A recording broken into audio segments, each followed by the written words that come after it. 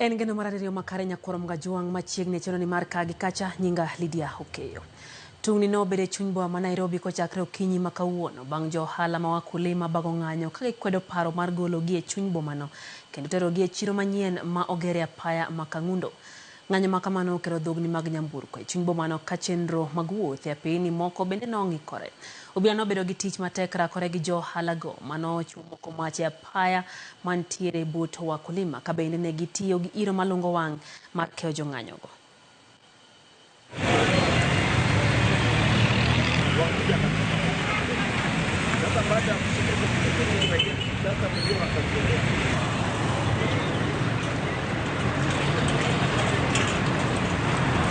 Mwendo wa saa 9 kuna vile watu walikuja wakaingia na kuna maskari ambao walianza kutupia watu tear gas usiku, na ambapo walikuwa wanatupia watu tear gas, na ikawa sasa kanjo pia wakaja wakashika mikokoteni na kuingiza huku ndani.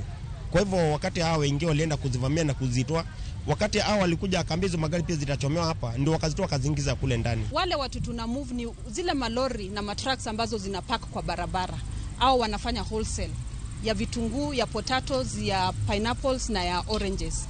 Tukienda Kangundo Road is a modern market, and I hope you members of the state can have an opportunity to visit our Kangundo Road market.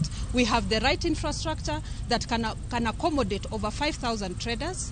The toilets are enough. Ukiangalia huku hata public health kwa wakulima hawana. So tuko na a market that can take in over 5,000 traders and take in over 3,000 trucks kwa sababu kuna nini yao